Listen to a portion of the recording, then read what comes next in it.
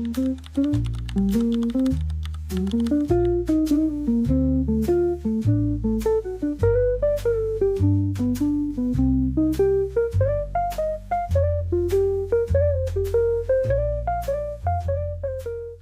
guys, welcome back to my channel. My name is Tash. Today's video we will be getting the full leaves to choose my books for a week. I found this idea while I was searching through some of the pictures on Pinterest for fall and trying to make a bit of a mood board, and it came up with a diagram of the different leaf colors, and I thought, hold on, that is a great idea for this autumn time. I mean, I don't usually call autumn fall, but obviously that's an American term, and it is, you know, it is used across obviously the whole of America, and a large majority of my audience is American, so I might as well just call it fall. And I want to use this diagram to choose the book colors based on the different shades of the leaves during this time of year. It's got the 4 different shades of the color variations of the leaves during this time, and obviously we start out with green. Then it does go to this yellow, amber, orangey color. I thought I might as well just go for either a yellow or an orange book for the second. Then the leaves then change into the more red, purple colors, which we will choose between those colors, and then going into the final color, which is brown. That is the one color that I am a little bit concerned about, because I did go through my shelf and try and see how many books of each color that I have. I've got one brown book and it's like 800 pages, and I thought, I don't know if I can do that one for this vlog, especially having 4 books. I think I might have to try and see which other books I can try and find online in the meantime. So I may need to do a little bit of a hunt with you guys while I'm obviously reading the other 3 books. So we will be starting out obviously with the color green. So this will be my first book of the entire vlog. It is A Dark and Drowning Tide. Ignore the dots. I'll try move it a little bit. So this is where we're going to start with the vlog, but I'll check in with you once I've read a little bit. Little check-in. Change of course with the books I'm actually going to start reading. I tried reading A Dark and Drowning Tide for about a week, and it's just sat there, and now this video has been on hold for quite a while, and I thought, I need to just change books. Like, it's obviously this book that's making me think I don't want to pick this up right now. I'm gonna try something different, and then hopefully the video will continue from here.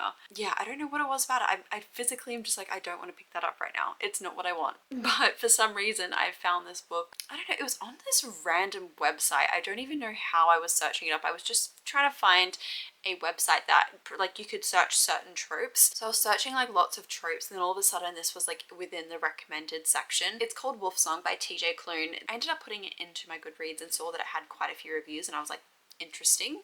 I've never heard this or seen this. And yeah, I've just picked it up. I've started reading it. It is a male-male romance with werewolves. It isn't a polyamorous relationship. It is purely just between the 2 main characters and their wolf pack, and obviously the wolfman pack mentality. I've started it. It is a quite a long, lengthy book. Let me check how many pages. It's 573 pages on Kindle Unlimited, so it is quite a lengthy book. I am about 318 pages in right now. I'm middle of the chapter. I've stopped. I'm 54% in. And I haven't been able to stop reading. Like, I'm so thankful that I've picked this up now, because it is so addicting. It's not a serious book by any means. I mean, it's a werewolf book, but it's such a slow burn, and it's so intense, and there's so many things happening. I'm like, I need to keep going, I need to keep going. Basically follows 2 boys. There's one named Ox, or Oxnard is his full name, and then we've also got Joe. Joe is the werewolf, Oxnard is human, and Oxnard has had a bit of a troubled upbringing with his parents. His dad was a drunk alcoholic. He ended up leaving, and it was just him and his mother for quite a while, until one day when he's walking home from school, he meets this boy named Joe, who's 10 years old. I believe at the time Ox was 15, 16. The cutest moment was that Joe ran up to them being like, what's that smell, what's that smell, what's that smell? And then he goes, oh my god, it's you. And then he just attached himself to Ox. So basically from that point onwards, they would join at the hip. They really got along, and Joe welcomed Ox into his home and sort of showed him like what a good home life is, without realizing that this was Joe's pack. Slowly over time, they've gained trust with each other, and Joe has now shared information and, you know, introduced him to his dad and the alpha, and he's slowly become part of the pack. And that's like where it was maybe around the 20% mark. But since then, a lot of things have happened. Ox is one of those characters that has dealt with quite a bit, like especially to his home life, but he's also getting bullied at school because he is a bit slower than others when he was growing up, so he did have some learning difficulties, so he was bullied a little bit for that. But we've also going through now the stages of them growing up. So right now Ox at 50% is about 25, I would say. With them having the 5-year age gap, I would say that Joe is around about 19, 20 at this stage. Joe had something that happened to him that was really traumatic, and he does obviously take a long time for him to open up to Ox about what happened to him in his childhood. But when they actually first met that day on the street, Joe had spoke to him and told him all these things, and spoke to, like, was having lots of conversation, and then brought him home and introduced him to his parents. And then while Ox was explaining what had happened, he had mentioned that Joe was the one to start the conversation and started talking with him, and the family were completely in shock because Joe had not spoken in, I think it was like a year and a half since this traumatic event had happened. So this was the first time he'd spoke, and it was to this Joe person. So that's why his pack sort of included him into the family, because this was like the one thing that was bringing their son back out of this dark place that he had been in. So they knew that he was like something special to their pack, and they just sort of welcomed him quite easily. As it is described within the book description, I'll give a little bit of a synopsis, but there is like a major tragic event that happens around the ages of Ox being 23 and Joe being 18, and that leads to a lot of changes and the pack being split up. So we're right now, I'm in the stage of them being separated. This entire book is purely been from Ox's point of view, so we don't get dual POV, so we are a little bit in the hidden about what Joe's been going through since they've been separated, but we've been with Ox the entire time and what he's been going through. So basically right now we are just waiting for Joe to get back, and I think that that's where the second part of this story is really going to take off.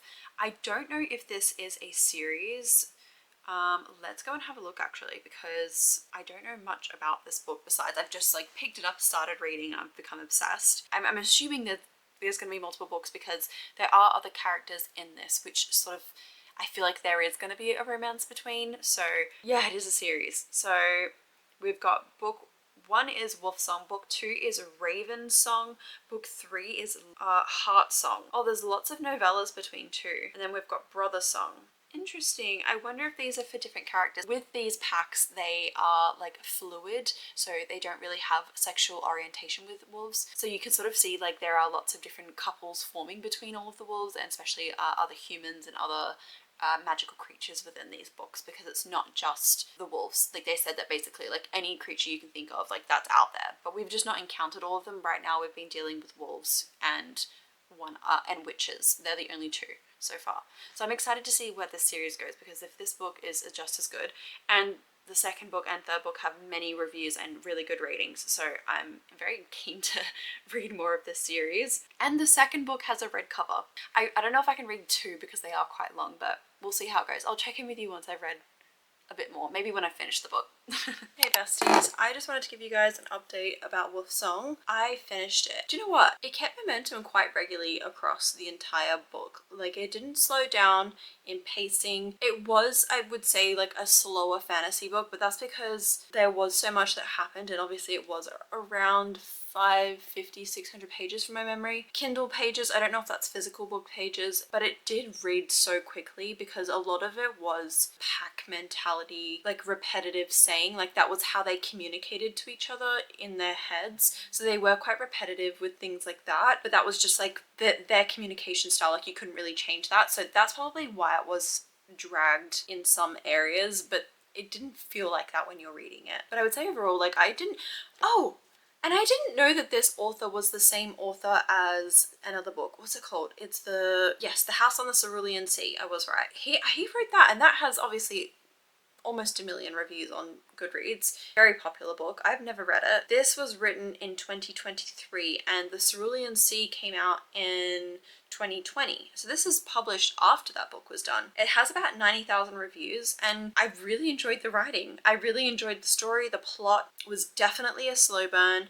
I would say there is like, so, you know, there is spice in there and stuff, but it's not anything. I wouldn't say go into this book for that, because it is not that. However, because obviously this is like a fantasy world and there is wolves, there was like a bit of a thing with the age. Like they did meet quite young, even though they were both young, but when he just turned 17, or he was under 17, he was about 23. Sorry, Ox was about 23. There was like that little bit of an iffy stage, but obviously like with being werewolves and mating and things like that, like it's not like real life. So just like if anyone's got a thing with ages, maybe steer clear of it. But if you're okay with werewolves and like the ages being a bit weird, it's fine because nothing really happens at that age. But I'm just saying, like, yeah, if anyone's weird with that, maybe stay clear. But I mean, I'm not, because it's a fantasy book. But if this was like, you know, a general romance, I'd be a bit like, not sure about that age gap. But yeah, I really want to read the second book now. I did go onto Kindle and see if it was on Kindle Unlimited. It's not on Kindle Unlimited, so I've got to buy it. So I think I'm going to see if I possibly just, I don't know, because it's like £5 for a Kindle book, and that's just ridiculous. So I don't know what I'm gonna do, because I don't know if I want the physical books. That's the thing. Like, yes, I enjoyed it. It was a 4-star series, but I want to read the second book before deciding to buy like the physical books, because if I don't like the second book or the third book, then I probably won't end up buying the series as like a physical copy on my shelf. Yeah, so I'm thinking I'm gonna give this maybe a 4-star. Like, I honestly had such a good time. Like, it was a really, really good time, and I didn't want to stop reading. Yeah, I really, really enjoyed it. Check up trigger warnings, because a lot of things that happen in this are very traumatic, and like if something triggers you that's in this list, like it's very on page stuff. And like I was traumatized like halfway through, because like some of my favorite characters, I was like, excuse me, that did not just happen. Anyway, I'm gonna start my second book for this vlog. So looking at the chart for the colors of the leaves, I'm probably gonna jump straight into the yellow shade color. I'm also going to start listening to a book which technically has a brownish cover, but it's like the closest I can get to brown. So I will be starting Emily Wilde's Encyclopaedia of Fairies.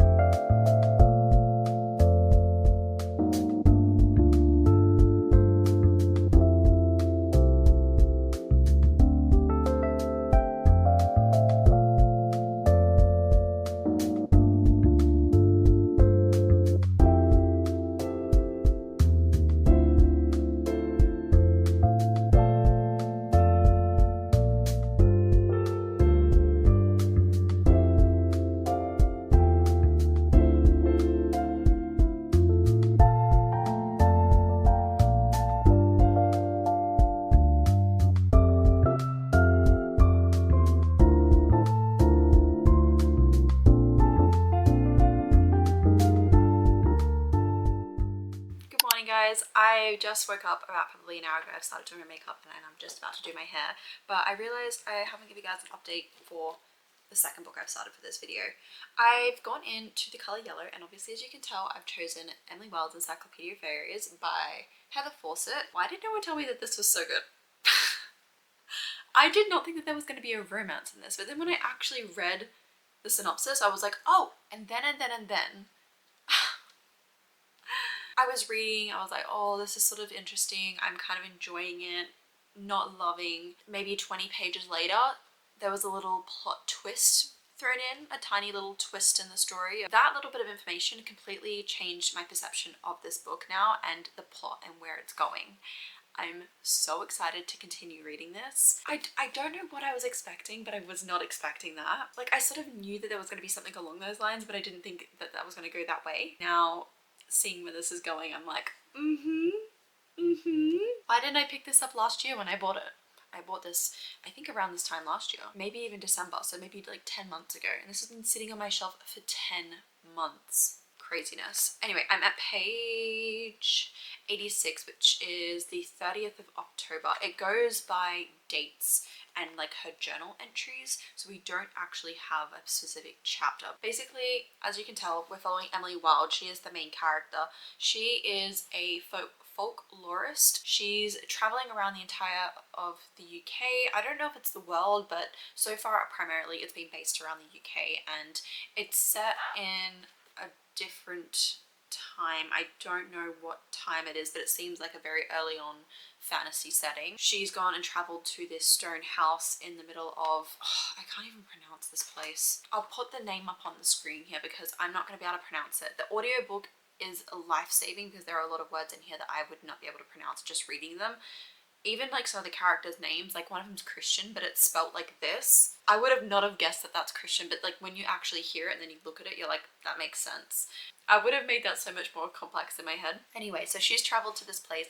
She's doing her last ever case study before she presents her findings to get the recognition that she deserves for making an encyclopedia about these fairies, which a lot of people tend to not talk about and also just have no information on, but she's been studying them for so long that she knows quite a bit. So she's going into this last little bit of the case study that she needs to do to write up about the hidden ones. That's where she also finds out about the tall ones, and now she's got to this town. There's someone who's been affected by it. There's a child of one of the parents in the town whose child has been taken away, but by taken away I mean their body has been possessed by one of the fairies, and they're now trying to figure out how they can, you know, get them to switch their bodies back, because apparently this is like a common thing that they do to trap a fairy inside a human's body, a mortal's body. Yeah, we're still trying to figure out exactly what that is, and also like what fairies and what their creatures are in that area. So she's studying everything. She's having a bit of trouble getting along with the people in town because obviously they think that she's coming in and she's going to be doing more harm than good, so they're a bit weary of her and they're treating her not the best. But she's basically now set herself up in this little shack thing, little cottage. She's getting some help from a few people around her, but not everyone. And then she has one of her colleagues come and see her. His name is Wendell Bamberley. He is, I'm assuming, the interest because he's mentioned on the back, and also one of those good looking, everyone loves him, but she doesn't love him. Like, she's very like, I'm getting my encyclopedia done and don't disrupt me. Do not take away from my success, because usually he's the one that gets all the success and all of the recognition within her industry, but she's now trying to do it on her own. But he's also supporting her secretly, but also not secretly. And yeah, so this is where we're sort of like learning about their relationship. That's really like the gist of like what I know so far. Usually she doesn't befriend any of the townsfolk, but it seems like she is starting to befriend a couple people there, so she might have a bit of a connection with this town. Oh, and yeah, I don't know if I mentioned this, but Wendell came as like a later arrival to try and help her with her research. She didn't actually want him there, so he's just shown up. Yeah, so it basically says that she's uncovering the hidden secrets about it, but then while she's there, she's unhidden another mystery. So I don't know if we've completely got that hidden mystery. I'm assuming it might be the young boy that I've told you about, so I don't know, but that's basically all I know so far. I'm only 86 pages in, and so far I'm loving it. Now, as of the last 20 pages, it's really hooked me in. It took me about 50 pages to really like get into the groove of the book. I think if I was reading this without the audiobook, I don't think I would have enjoyed it as much, because I wasn't able to like really read a lot of the words that are in this fantasy world. Like, even when you just really struggle, first like 150 pages of any fantasy book, you're like, what even is this? What is that word? What does that mean? That's basically how I felt with this. But as I've like obviously gone along now, it's becoming a lot easier, and the audiobook I'd highly recommend. The voice is really good too. I think the narrator is doing a really good job.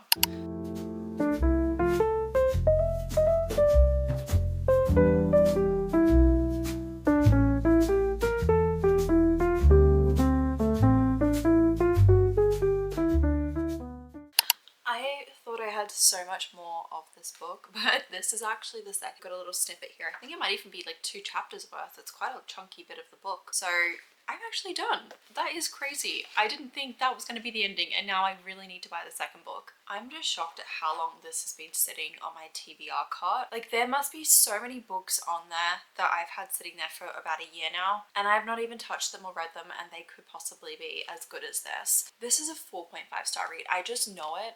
I have been going back and forth, like, is this a 4.75? But I think a 4.5 is sitting well in my head right now. This is so charming, whimsical. It's got the right amount of romance, plot, mystery. Everything combined in this book just works so well, and I think it's a really good setup for book 2. I don't even know how many books are going to be in the series. I don't know if it's a trilogy or if it's going to be longer than this, but wow, it is just like a really great setup for like where this is going, and I can see exactly what was being set up from about maybe the 40% onwards. I was like, this is going to be so good. And the writing, like, I am just obsessed with the writing. I think it's so beautiful. Each time you're reading from Emily Wilde's perspective, and there was one journal entry that was from Wendell's point of view, view, writing in her diary, or her journal. I find it so interesting because you don't usually get books that are written like that, especially for fantasy. But like when you get too many perspectives and you know exactly what's going on in both characters' heads, it sort of takes away from like what the other person is thinking and feeling, because it is a mystery and it does make you think like, what is happening? We only know her point of view. It makes it more interesting. But when we have too many POVs, I think it takes away from the story for me, because I'm like, oh well, I already know what's going to happen. I already know where this is going. I know how both of them feel. So getting it in journal perspective and also just from her perspective and like one little snippet of what he was thinking and feeling, I loved that. I also enjoyed getting to know the different fae. I thought we were going to be mainly learning about good fae, and then she started to explain that she was actually researching more of the dark side of the fae world. And yes, we do see a lot more of the darkness and the horrible things that happen in that world, but we do get to meet quite a few good ones, and they just added to the story so much. And as I was saying about the writing, how it took maybe about the 40% mark, I would say the reason it does take a little bit to get into it is because of the journal entry style, because it is written in such an academic format, like what she's learning, her research, her takeaways for the day, and not like noting down everything that she's done in order to get her research. Like it is more from that perspective, obviously. So it does take a little bit of getting used to, but as you like get a few chapters in, like you get used to it and it makes sense, and you don't lose out from reading anything in that perspective either. It doesn't hold the story back in any way. But yeah, I do want to say, I know that the romance is such a minor subplot of this story, but Wendell and Emily, their dynamic was so sweet and wholesome. Like they did have some really tender and lovely moments together. Yeah, I really did adore their dynamic. It was just like this soft romance that I love. And now that I have gotten to know Emily a little bit more, I would prefer to see a little bit extra of him. But again, I would still like to keep it more from Emily's point of view in the next book. So I hope we get to see a little bit more of their relationship. But yeah, I would maybe prefer it still from Emily's POV, because I really enjoy being in her head. Not that Wendell's anything bad with him. Like he's a very charismatic and fun character, but I really like the setup of how it's happened so far in this book. So I'm hoping that it continues on into the second book. But yeah, 4.5, I think that's exactly what the story deserves, and I can't wait to start book 2. I need to go find out if it's in paperback. Morning besties, I wanted to introduce you guys to the third book we will be reading for this vlog. It will be the color red/purple, but I've decided to go more down the red route for finding a book, only because I do have a couple of books on my TBR which are the color of the red, and also I have a lot more books to choose from that I'm sort of wanting to read that are that color. Gonna start a book that most people know and love. Well, actually no, Goodreads is a little bit confusing because I thought this was a very well beloved book, but apparently it's not. The Goodreads rating was not the best, but I know that the show, if that gives it away, everyone loves. We're gonna have to read a little bit about Connell and Marion. I've watched the show maybe like 3-4 times through, and I've never read the book. As crazy as that is, and I call myself a reader, I've never read the book, but I've watched the show. That is insane, and we need to fix that. We need to remedy that immediately. We cannot have that. It's So we will be starting this book tonight. It is a shorter book, which is crazy, just under 270 pages. It's perfect. I feel like I'll be at an advantage as well while reading this, because I'll know exactly what is happening and where it's going, and also I'll be able to picture it very well. I need to sit down a little bit more. So that is a plus, but one thing I'm also like more concerned for is I've never read a Sally Rooney book, so I'm kind of hoping and praying that I'm going to love her writing style. So that's one thing that is concerning me, but I'm not concerned to the point where I'm like, we may be in trouble, we may be scared. I'm not that level of scared, but I'm also like excited to go into this. I really have missed Connell and Marion, and I think it is, as we all know, the perfect time of year. I have to read it. We have to get this done this year. This is a charity shop find, so if you are looking at it, it is, oh, there is a bent page as well. It's worn, it's abused, it's had its day. Like the cover has creasing all through it. So in other words, that means I can technically read the book like this because someone else has already. That's the only way I can assume that someone's got all of this creasing through the cover, that they've been reading it like that. I'm not here to judge anyone. Like, if you want, why is my camera That's better. Like, I'm not here to judge anyone. If they want to read their books like that, go ahead. I have never personally read my book like that, but I'm gonna try. I'm gonna try with this book today because it's already abused. It's already been worn. But it is kind of a scary thought to me because usually I'm someone who uses a bookmark. I try to, well, I do crack the spine. That's one thing I'm okay with because I do like to read the books, you know, like this. But I don't mess with the covers or the back cover ever. So this will be interesting. Anyway, I'm rambling. This is book 3 for the video. Very excited. I have started this book last night. I got up to page 94, so I'm at chapter, oh, they don't have chapter numbers. It says 2 months later, it's April 2012. We're now officially with them in college, university, what is it? What do they call it? Oh, I think it's university. No, it's college. Trinity, what is it? College? Oh, I can't remember. Anyway, but for anyone who has not read Normal People or know what Normal People is about, which I highly doubt there'll be many of you, but just in case, this basically follows Marianne and Connell. They are 2 pupils, I would say, at school. They're not really friends, but they sort of are friends. But Connell's mum works for Marianne, her family has a little bit of money, and Connell's family is just a regular, ordinary family. His mum is the cleaner at their house, so he usually goes to her house and, you know, sees her there when he picks up his mother after work. So that's how they sort of know each other, but in school they don't talk, they don't communicate. Marianne is more of the loner at school and he is more of the popular guy. I'm sorry if you can hear my dog snoring in the background. I can't wake him up.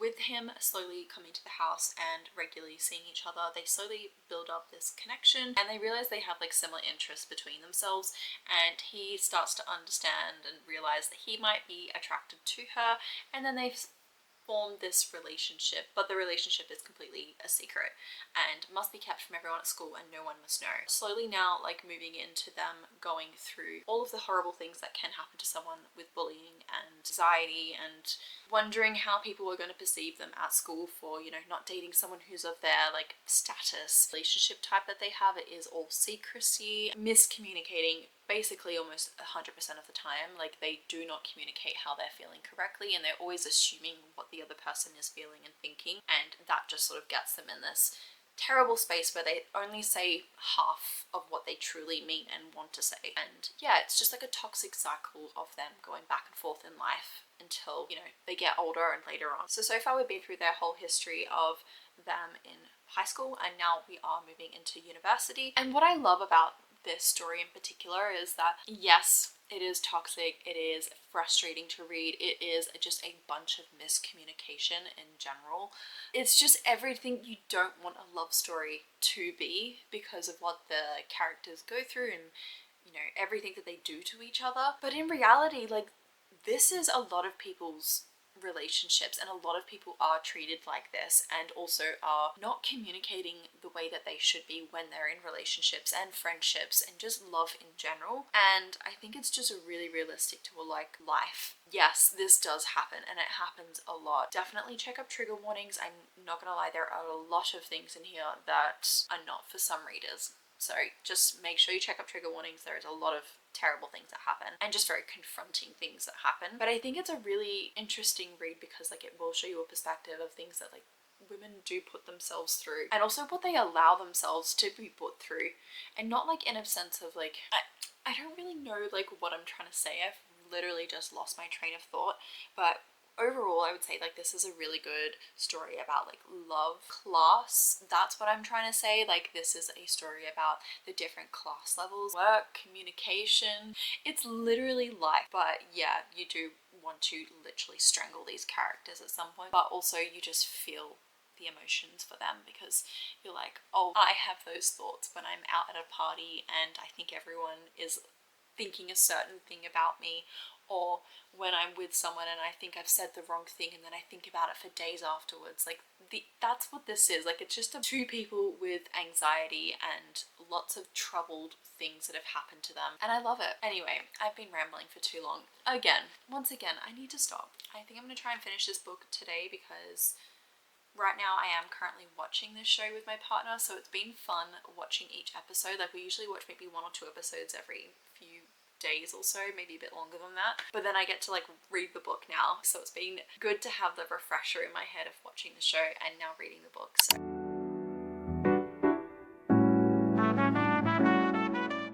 it's the exact same. Honestly, yeah. 4 stars I'm gonna give this. I didn't get like a 5-star feeling while reading it. I think I liked the show more. I'm still not gonna say that I'm closed off from this book because it was still a great book and I still felt the emotion while reading it.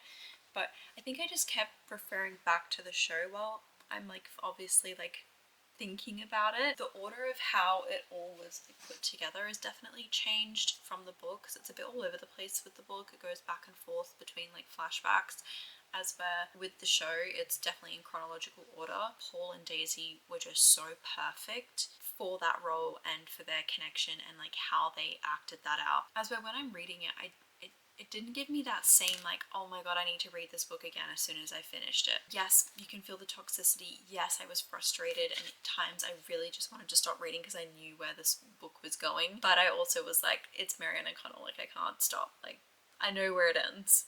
And I definitely felt more frustration reading the book because obviously it's different than the show. Like when you're watching the show, there's just, I don't know, there's something about them two acting together. It's just another level. Anyway, I've still loved this book and I definitely can't wait to read more of Sally Rooney's books. Definitely not my favorite novel that I've read. I think I do enjoy more of a quotation than a non-quotation book because if anyone who's not read Sally Rooney, she doesn't have quotations, you just have to sort of figure out where the dialogue is. I mean, it's not hard, you can definitely tell when it's dialogue. I just think that I'm more of a dialogue reader. Like I like to have the quotation in there. I don't know, I think that's just a preference. Like it wasn't an issue, but I just enjoy it more when I can see that there's actual speech marks and I'm like, that's coming up. I'm definitely like a person who will like jump down the page and then have to go back up. I mean, it's probably a good thing actually, because then I'm not jumping ahead, but I do like to spoil things for myself sometimes. All I can say really is the show did such an incredible job like of the adaptation. Like it's insane how well they did it. Insanely well. Like that's just like, it never happens. Like it's like very rare for a show to be able to be so perfect for the book, and they did such a good job. Like it's even better than the book. Like that's hard to do. Yeah. 4 stars. I'm very happy I'm done. Look, I decided to dress appropriately for the occasion and I'm starting this new book on audiobook, so you will probably be seeing this later on in the video, but I'm actually starting it at the same time as another book because I'm for some reason reading both books at the same time, but this will be shown in the correct order of the chart that I've shown you. So it'll all make sense on your end, but on my end, the video is being filmed in a completely different order. We obviously know the final color is brown. When the leaves have died, they're on the ground, they turn into dirt, forever gone. I really struggled finding a brown book cover because I did try searching brown book covers on Goodreads because sometimes they usually have lists of books with different colored covers, but I could not find any that I knew of or wanted to like potentially read, and I really then did struggle to think of any books with brown. So you're gonna have to forgive me for this next book because it is technically honestly, I wouldn't even classify this as brown, but it's the closest I have to brown, and it's a book that I really want to read, and I have started the book. I'm about 100 pages in. Where am I at? 115 pages in. I know that is not brown. It is blue orange text with the tiniest like orangey brown at the bottom, but I have nothing else on my physical shelf that remotely is close to this, and this is also on my TBR. I know I've let you down, but we're gonna have to go with it because there's nothing else that I have. Like when I started this video, I thought this is perfect, it's gonna be so easy. Brown is really hard to find a book cover of. If anyone knows any brown book covers of things that are like more current books that, you know, a lot of people have read, please comment them down below because I would love to know if there is any out there that I personally would particularly want to read, because I just couldn't think of any. That's enough excuses from my end because this is a blue book cover, but it is a brown book cover today because I'm wearing brown. But we did start the 4 wins, so we are following a girl named Elsa. It is 1934. We do know that Kristen Hanna writes historical romances. She is the queen of historical. Trust me when I say this, I'm savoring her books and slowly reading them one by one each month. But I don't want to like obviously read them all at once because then I'll have nothing left. So I'm at book number 3 of hers. Yeah, this is my 3rd book of hers so far. So we do have Elsa. She is from a family who is very conservative and they own a farm. They do also live quite rural in this town that they have. Then it's obviously just after the Great Depression. It is the 1930s. A lot of things have happened, but we do meet her in 1921. So literally just after the World War I has ended. So things are terrible. She meets a boy on a night out after having some hard times at home with her father. Her father and her mother don't treat her the best because she is not the typical norm of pretty. She describes herself as not having the most feminine features. A lot of people, when they look at her, they don't think that's the standard of beauty, so they don't see her as beautiful. And she also gets a lot of that fed to her from her parents as well, so they do treat her the same as what other people do, which is just terrible. One night she decides to dress up as what they would say is like a flapper back then. I think that's the word that they described in the book. That's what my grandma would say, but basically she dressed up in the frilly dresses that they would have worn in, you know, the Great Gatsby or stuff like that. She went out in the night in the town, and her parents obviously disapproved, but she still snuck out and met this boy and falls pregnant. Fortunately, her mother and her father do find out, and within the first 3 or 4 chapters, she is sent away to live with this boy's family. He was originally meant to be getting engaged to someone else, and now has to be engaged and married to her because the fathers have obviously forced this upon them. But also her family do disown her, and she is now living with this boy. His family is Italian, and they are on this field almost. I don't know what crops they grow, but they really do struggle to grow crops because of the weather during that time, and also just not having a lot of money. She's now put in a situation where she's in a completely different lifestyle, disowned by her family. She's now pregnant, she's alone, and also the family that she's being sent to with this boy, they're not particularly happy about her being there. So she's almost